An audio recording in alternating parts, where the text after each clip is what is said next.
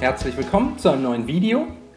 Heute zeige ich euch, wie ihr zu Hause eine italienische Calzone-Pizza selber machen könnt.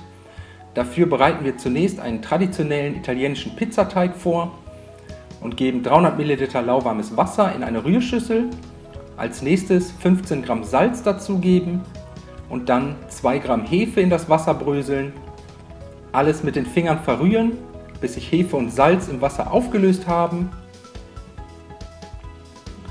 Und dann nach und nach das Mehl dazugeben. Dann mit einem Löffel verrühren.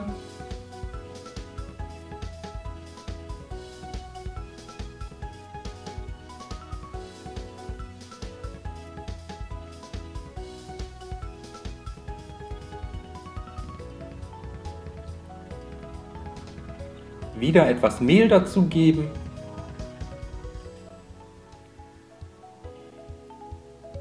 Weiter rühren.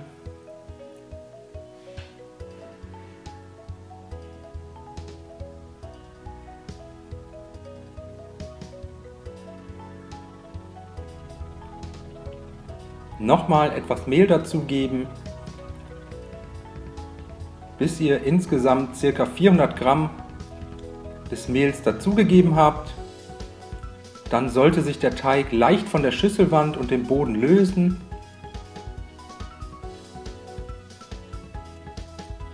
Jetzt den Restteig vom Löffel kratzen.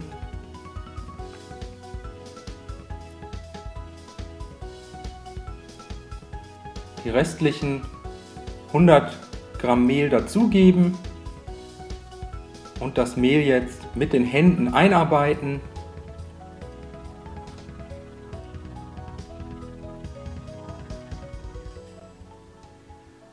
Und den Teig für ca. 5 bis 6 Minuten ordentlich durchkneten,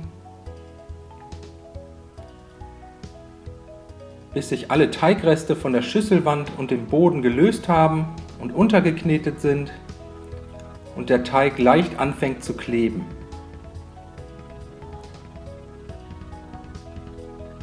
Dann die Arbeitsplatte etwas einmehlen, nicht zu viel Mehl nehmen, ungefähr 10 Gramm reichen. Dann den Teig einmal im Mehl wenden.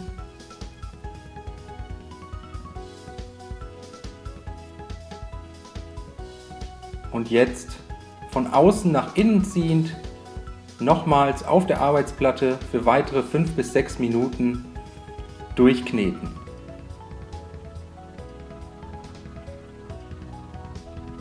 So lange, bis das ganze Mehl von der Arbeitsplatte eingearbeitet wurde und ihr einen schönen glatten Hefeteig habt.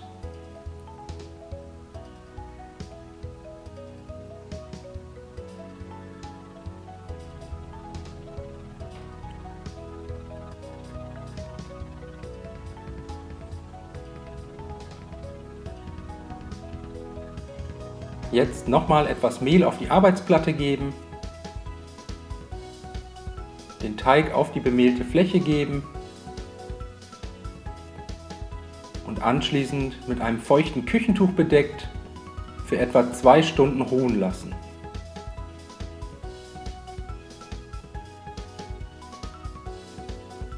Nach 2 Stunden den Teig einmal mit einem Messer halbieren, dann vierteln, sodass wir 4 in etwa gleich große Stücke haben.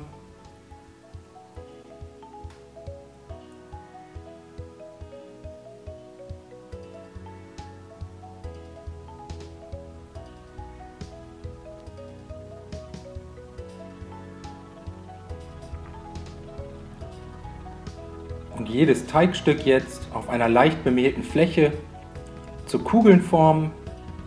Dafür immer etwas vom Teig von außen nach innen ziehen.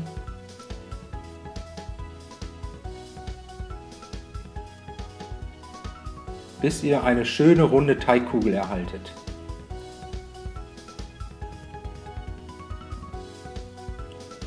Das gleiche jetzt für die anderen 3 Kugeln wiederholen. Einfach den Teig immer so von außen nach innen ziehen und eindrücken,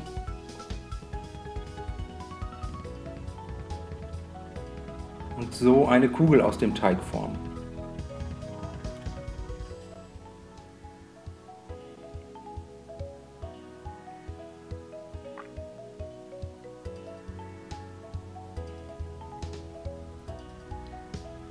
Die Teigkugeln werden jetzt mit etwas Abstand zueinander in eine leicht bemehlte Tupperschüssel oder Auflaufform gelegt. Dann die Auflaufform oder Tupperschüssel mit Frischhaltefolie abdecken und die Teigkugeln über Nacht im Kühlschrank ruhen lassen. Wenn ihr also vorhabt, am nächsten Tag Pizza zu essen, könnt ihr den Teig am Vortag vorbereiten. Am nächsten Tag dann die Zutaten für die Calzone zurechtlegen. Ich habe hier ein paar Scheiben italienische Salami. Einfach in Streifen schneiden. Den Mozzarella abgießen und ebenfalls in dünne Stifte oder Würfel schneiden.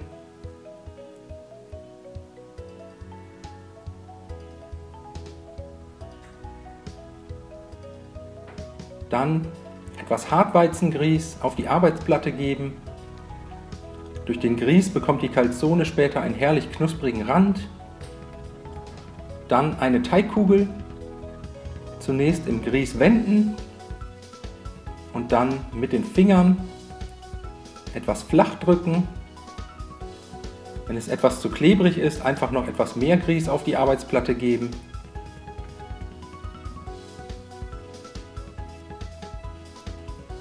Und dann den Teig mit kreisenden Bewegungen unter den Handflächen auseinanderziehen, bis der Teig ganz dünn und flach auf etwa 30 cm Durchmesser ausgeweitet wurde. Jetzt streichen wir den ganzen Teig zunächst mit etwas Ricotta ein. Hier könnt ihr natürlich auch Tomatensauce nehmen, ganz wie ihr wollt. Am Rand etwa 1 cm freilassen.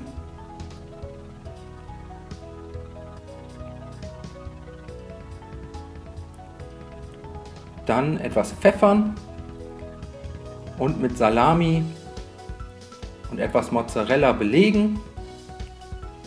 Hier könnt ihr natürlich auch wieder andere Zutaten verwenden, ganz nach eurem Geschmack. Dann noch 2 bis 3 Basilikumblätter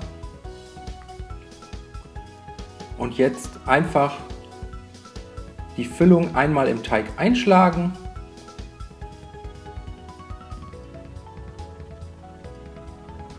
Den überlappenden Rand dann etwas festdrücken und einmal nach oben umklappen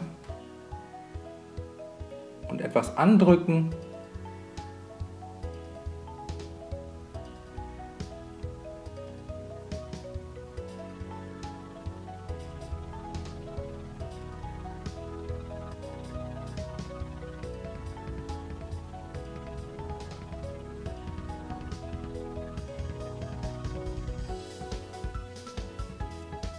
Jetzt mit einer Schere oder einem scharfen Messer ein kleines Luftloch in die Calzone schneiden und dann die komplette Calzone mit 2 bis 3 Esslöffeln passierten Tomaten einstreichen.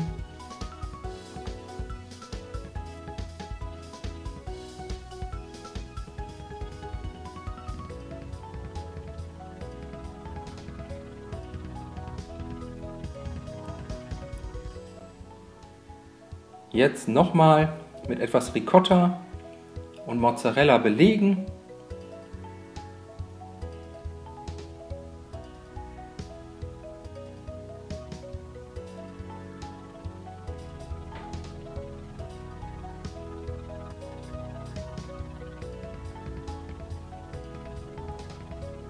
Und zum Schluss mit etwas Olivenöl beträufeln.